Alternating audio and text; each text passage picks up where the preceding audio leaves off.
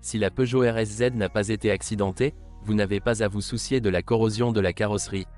Mais en cas d'accident, vous pouvez faire face à de gros problèmes. De nombreuses parties du corps sont rares et relativement coûteuses. Cependant, il n'y aura aucune difficulté de maintenance. La plupart des composants de la Peugeot RCZ sont empruntés à la Peugeot 308, moins cher. Cependant, le coupé sport impressionne par sa qualité de fabrication et sa meilleure fiabilité. La suspension est de conception simple utilisant des jambes de force McPherson à l'avant et une poutre de torsion à l'arrière. Étonnamment, cette combinaison fonctionne très bien. La précision de la boîte de vitesses et le tempérament de la voiture sont tout simplement époustouflants. Le noyau principal des groupes motopropulseurs Peugeot RSZ est constitué de moteurs essence basés sur un bloc de 1,6 litres.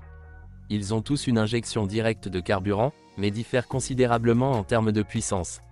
Le plus faible développe 156 chevaux et le plus fort 270 chevaux.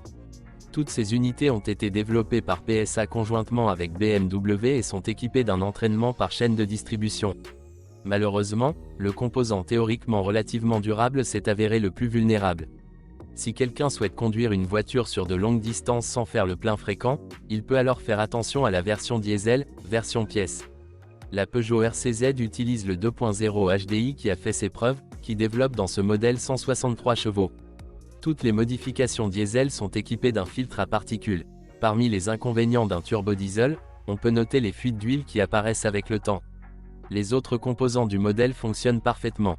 Cependant, il y a eu des dysfonctionnements notoires dans le fonctionnement de l'électronique et de l'éclairage au xénon.